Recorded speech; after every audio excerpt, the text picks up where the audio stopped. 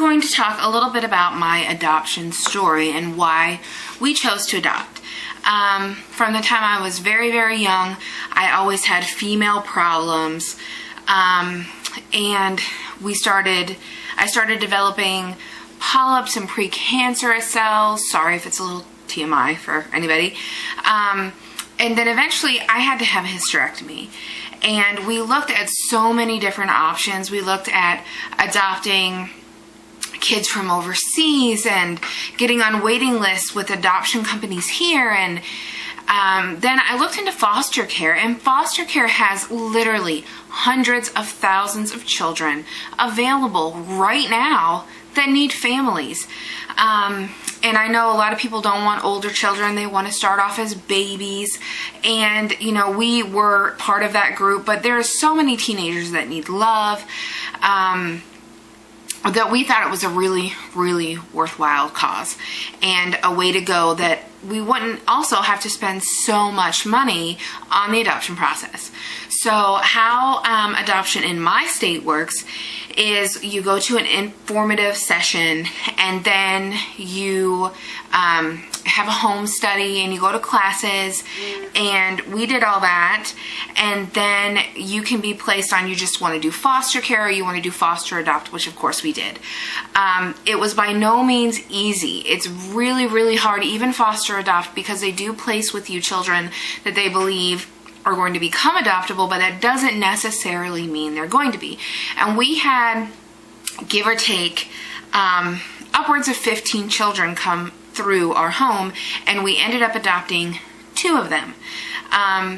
And there were a few kids that we were going to adopt, and it was almost going to happen, but for one reason or another, it didn't. And the whole point of foster care is to place children with permanent families, but they do want to place these children with blood relatives if they can. If there's no blood relative available, then foster parents or outside adoptive parents that are looking for children become an option. So with our youngest boy, Tristan, he is going to be 5 in April.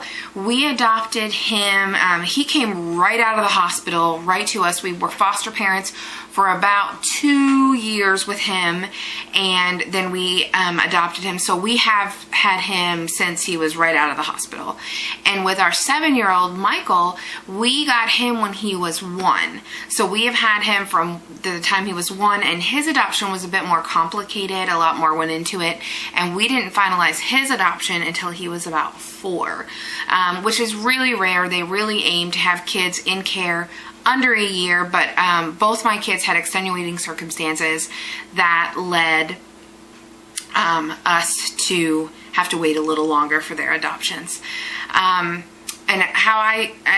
there's open adoptions and closed adoptions, and by default, any adoption done through DFACS or the Department of Family and Children Services is a closed adoption because the children were removed from their parents for some reason that the court found it necessary to remove those children and put them in a safe environment. I, however, do keep contact with both of my children's biological parents. When you're a foster parent, you meet the parents because you go to court and you see them there. They have here in Georgia something called panel reviews, where a panel come to discuss the welfare of the children and what is going on. So you meet the parents then, and I always found as a foster parent, it benefited my children to be civil or helpful to the biological parents. And I believe it will also help my children. My husband and I do not keep it a secret from our children that they are adopted. I did a lot of research prior to adopting, and most of the time, children who find out later in life they were adopted and were never told feel like they were lied to, don't feel like their foster parents or their adopted parents are their parents, because if you were, how could you lie to me, things like that.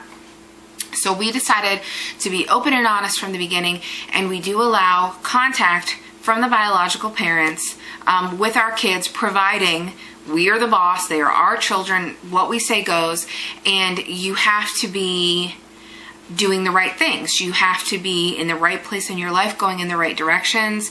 That means, no crazy. We, at my house, I have a saying, we do happy family. We do not do crazy. So if you got any kind of crazy going on, you're not coming around us.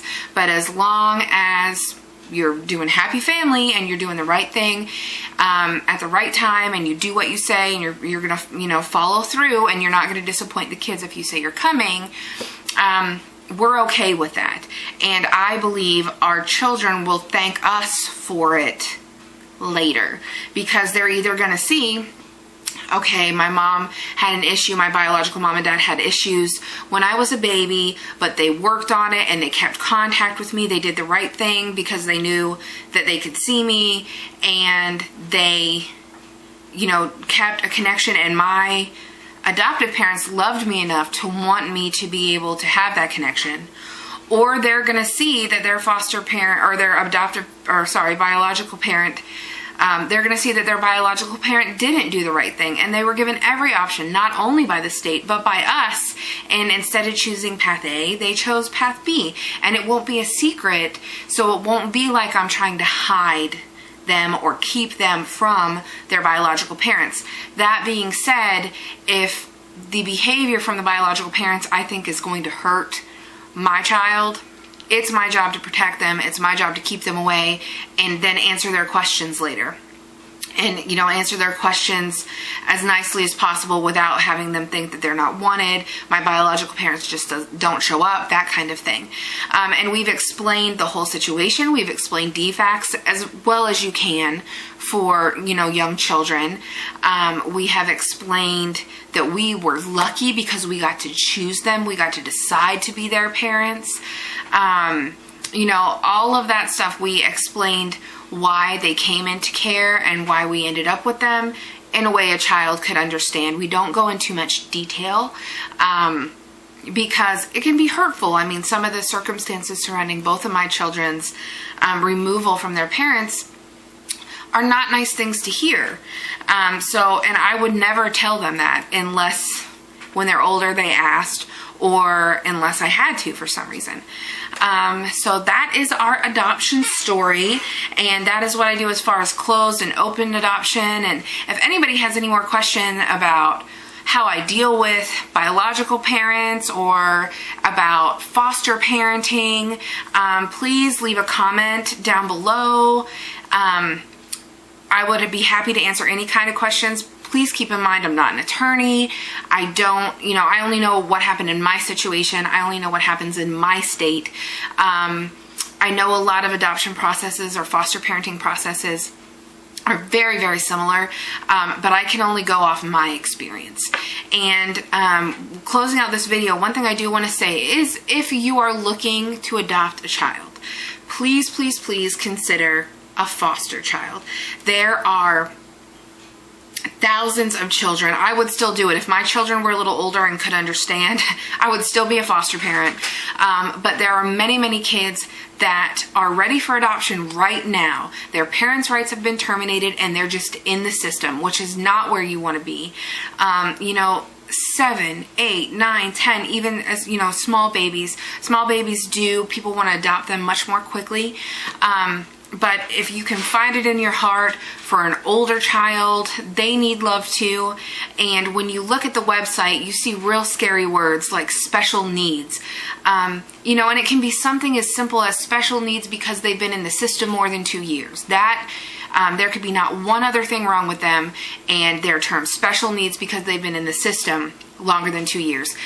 When you're an older kid and you're in foster care, of course you're going to have some emotional and psychological damage, but it's not like all these kids are broken. They are good kids that just need someone to love them. So you can go to Adopt Us Kids, or It's My Turn Now. You can Google search them, and I'll put the links down below for exactly the website. But you'll see that literally there are hundreds of thousands of kids that need a good home. And you don't have to foster parent at all. You can just find your child, go through the process, and adopt them if that's the route you're looking for. But like I said, any questions, any comments, please leave them down below. Thanks, and have a great day.